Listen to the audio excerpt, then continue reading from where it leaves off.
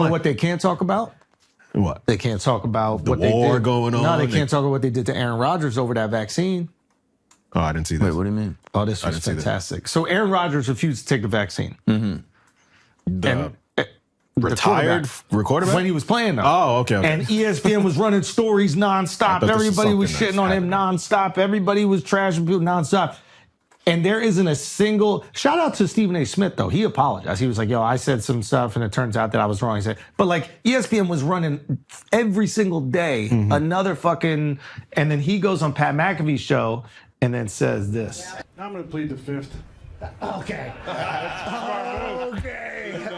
Like Gotta love that guy. Like that absolute coward, Tony Fauci. Absolute coward. Eric's back, Are baby. you kidding me? Yeah, 111 You times. got a pardon and you pleaded over 100 times at the White House? What are you scared of, Tony? I thought you were the science. Yeah. I thought you were I am science. And you get up there and you can't answer a question? Yeah. What are we doing? And how much time did the network spend to that? How much time did they spend on my responses every week, on my vaccination status, on Taylor and Travis's wedding? Did they do even a minute? Did they do even a minute on Tony Fauci? No, I don't think I've heard Nah, I anything. bet they didn't. They've been covering that And quite there a was bit. another scandal this offseason, too, involving a voter for MVP, for Coach of the Year. How much time did your network spend? Where's your cap? Did your network spend on Our that? network. How much time did you spend? This is awesome. Taking shots at everyone.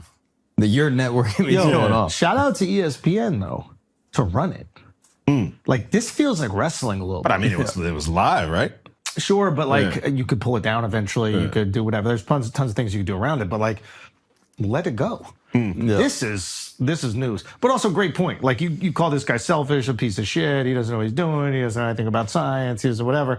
And then it turns out that he was maybe not, let's say, not wrong to be skeptical, and then not a peep about it. Yeah. That's got to be a little frustrating, right? Oh, absolutely. Like I remember they were calling us racist for making the joke about where it came from. Like we got kicked out of a venue in Toronto for a joke about calling it the Wuhanic plague. Yeah. And they were like, these are racist jokes. And what's so interesting about it is like, once the accusation is made, that exists. And then the science is, I guess, corrected or changed or whatever. But that never goes away. Oh, Yeah.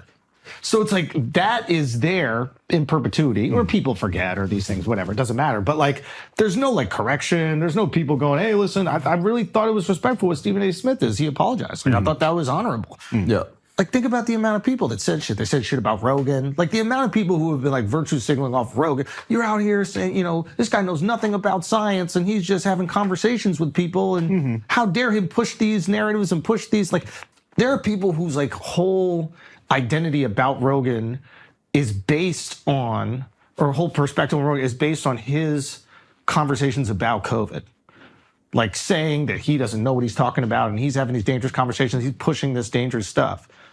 Now it looks like it wasn't that dangerous what he was pushing. And no correction on that. Yeah. Yeah. Isn't that a little wild? Yeah, it happens all the time. I mean, like even like Iraq wartime, there was a bunch of people that spoke out and they got their whole careers like finished because they were like, yeah, I think this Iraq war thing is fucked up. And then their fans turned on them, like the president, like it was just insane. And then years later, we're like, hey, the Iraq war thing didn't really work out, and everyone's like, Yeah. sorry. It's to me, it's So all the damage is done. Yeah, it's not about being right. It's about being right at the right time. It's like you never want to be right first. You want to be right like seventh. Yeah.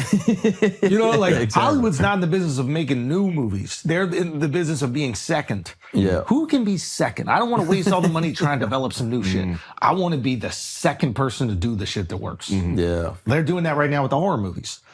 Right? Like Obsession killed it, or Backrooms or whatever killed it. And now every studio is going, okay, how do we get the next horror movie? Yeah. They don't want to be the one taking that first chance. Nah.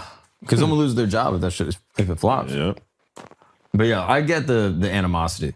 It is funny because like every person that got burned by this is like just like so happy, which is partially why I think the whole Fauci thing is happening.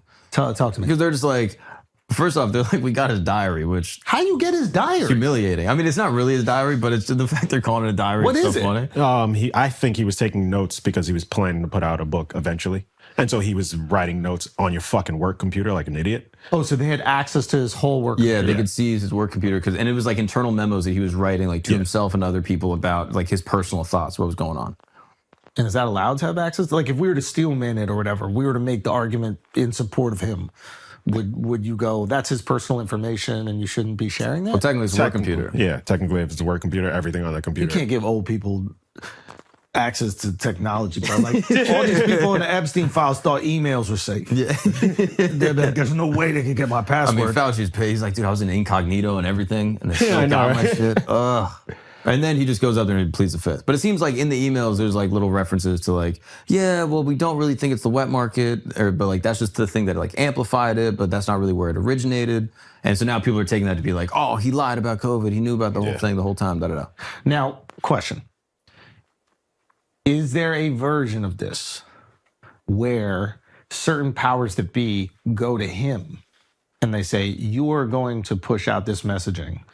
We're rolling the dice. Yes, it might not be that bad, but there's a version where it is horrible. So we're going to roll the dice on being safety. Let's play Steelman here. And you're going to be the face of this, and you're going to go out there and you're going to say this. And if it doesn't go well, we promise you, we will pardon you. I mean, I can see a world where that's happening. Yeah, I would but, jot that down in the diary probably. Yeah. Like, wouldn't you go mean- like, if you're him, wouldn't you be like, I'm fine with that deal, but I need that slip somewhere Yeah. so that I can be vindicated. But also, it's so funny when you pick and choose because it's depending on who covers it. Yeah. Like from the left, they'll point out things in the diary where it's just like, all right, you can see how uncertain he is and he's just trying to do the best thing for what he thinks at the time is. Like, so it's like he's trying to do, but then if you're on the right, they're just like, oh, you see, he said this thing, but then 2 weeks later, he said this thing that contradicts this thing. And now it's like, you can tell that means he was lying or whatever the case is. But like, this was a global pandemic and people were just trying to do the right thing in the moment. I have a lot Anybody of who feels 100% about, that has 100% feeling about that situation is retarded. But then the 'Cause, like, people that lose their job because the right thing, they're like, bro. yeah. No, If you lost your Aaron YouTube Rodgers channel, you lost could- your whatever. Like, no, you can feel upset, but still at the same time, it's like mad people are dying. Like, no. Of course, and I think that, like, honestly, there's a part of me that looks at it like, look, people are fucking dying. You're terrified, and you're in control, or you're in charge, and these bodies are going to be on you. You're going to want to lean towards the safer thing. Yeah. But at a certain point in time, you do need to be like, hey, that's what we did. We weren't 100% certain. We leaned towards the safer thing. And I think that's what people are looking for. Now,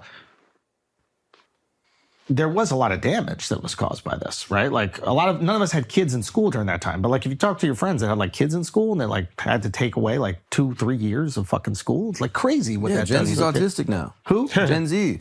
They were taken out of school low-key. too early, and now they're all like fucking weird. Yeah. No, I don't know. But like there was damage, obviously, like economically. Like you're pumping all this money into the economy. Like there are these things that have happened and there was real damage versus everybody in the world dying, which is what they thought potentially could happen. Or 2 to 3% or whatever they thought, which is a huge number. So I get it. But I do just think that some people just need to feel like, hey, I think they need to be validated. Like you're arguing with your girl.